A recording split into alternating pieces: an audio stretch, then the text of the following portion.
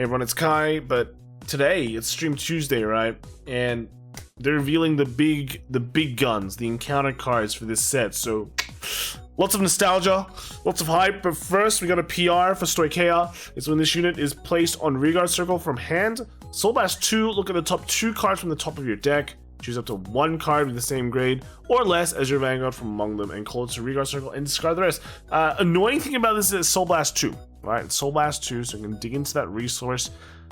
Not sure how much I like about it. If you played in like a Zorga deck, it doesn't really, the soul cost doesn't minus from Indrina, so bit iffy on this one. But let's get real. So first off, full bow. We have the full ride chain revealed, by the way. But yeah, starting off, we've got the full bow for the starters. We also got like the Undu, right, for Dragon Empire, or Kagero to be exact. So these are the 2 starters that we're getting, and they're just the usual when this unit is rode upon. If you went second, draw a card. Now they have like some like crazy backgrounds, nice fade to black on the sides, and they got a black text box. So this is looking pretty nice. It's like unique, you know, it's unique. Next we got Blaster Javelin. So let's go through the Keter Sanctuary stuff, or Shadow Paladin. Alright, so Blaster Javelin. When this unit is rode upon by Blaster Dark, reveal the top card of your deck, call it to the rearguard circle as rest. If it is a unit card, and discard it if it isn't. So, you know, we played a lot of orders now. But with this, you probably want to play like a lot of just normal cards, right? I don't know. Second effect is during your turn, if you have a Vanguard with Blaster in its card name, this unit gets power 2k. So it's a 10k booster, essentially. I think you can like run other stuff. This feels like it's just kind of like part of your ride deck, and that's kind of it. Not that crazy effects. I mean, the free plus is okay, but apart from that, you know, the second one is just not that amazing. Then we got Blaster Dark, right? When this unit is placed on Vanguard Circle or Rearguard Circle, cost Counterblast 1 and retire another Rearguard. So that card that you call for free gets retired. Choose one of your opponent's Rearguards retired, and this unit gets Drive +1 until the end of turn. So if it's on the Vanguard Circle, it gets Twin Drive, right? It gets Twin Drive, which is pretty good. It's pretty good. But if it's on the Rearguard Circle, you have like a 1-for-1 effect, which is like average, but it's better than nothing. And then second effect is Con Rearguard Circle. During your turn, if your Rearguard was retired this turn, this unit gets power plus 5,000. So okay, it hits 15k. This like, if this is something you might play multiples of, right? Because if you draw multiple, you ride this from the ride deck, retire something, then you place a bunch of 15k down. It's really annoying to guard, and then you also get Twin Drive your middle column. I think that's pretty good. Something to consider. So yeah, pretty nice.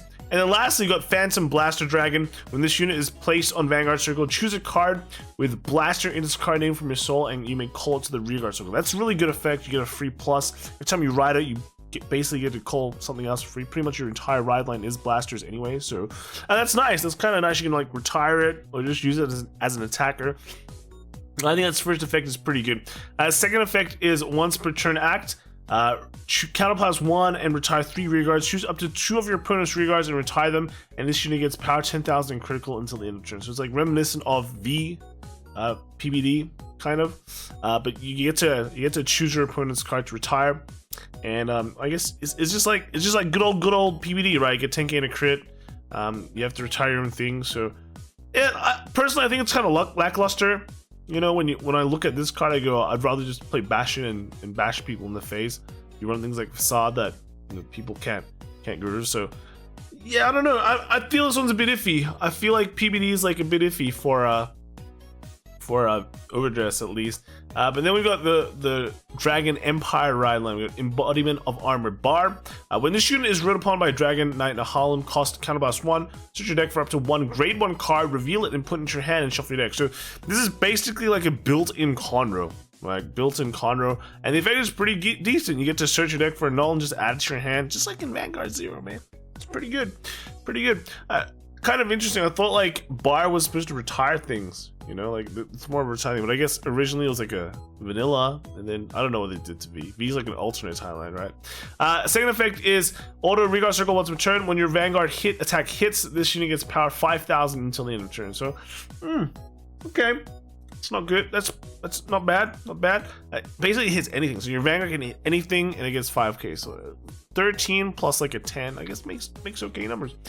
Second card is a Dragonite in a Holland.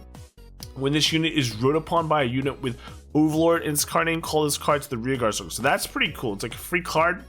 I dig that. Second effect is act rearguard circle once per turn.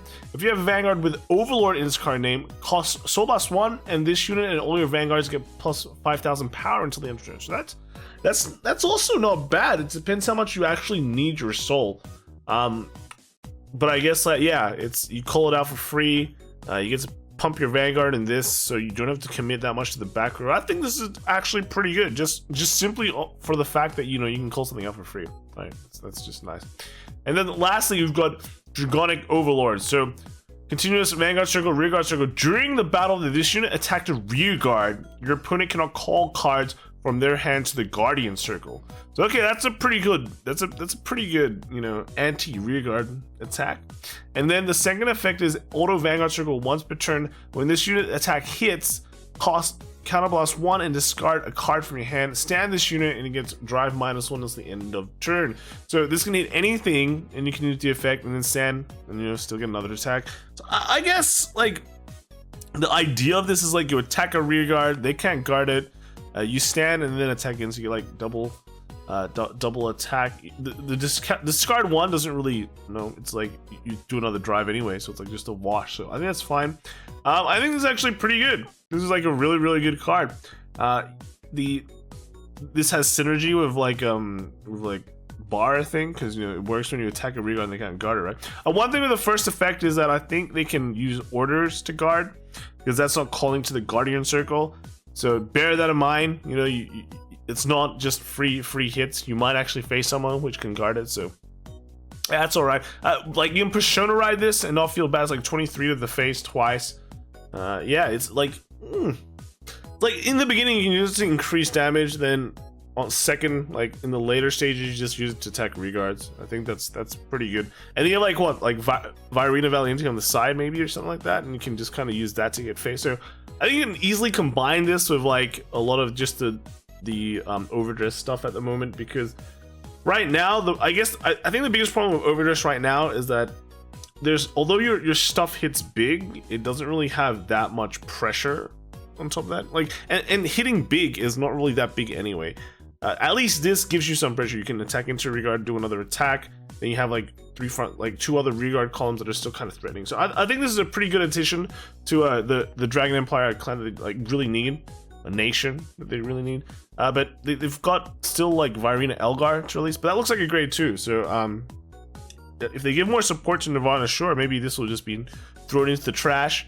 But I think this is definitely better than the PBD one, and it definitely might actually help out Dragon Empire quite a bit, right? Like PBD doesn't matter because Bastion is already pretty top tier, but this one, you might need to have to worry about Dragon Empire. But then we also got Maha and Karen. That's pretty cool. Like, new Maha looks really nice. Karen's 7k, which is worrying. It means that his effect might be really good. But yeah, no, this Maha looks top tier. So far encounter cards look alright. PBD kind of, I don't know. We'll have to do some testing. But Dragonic Overlord, that's looking pretty tops. So let me know what you guys think in the comments below, and I'll see you guys in the next video. Alright, bye.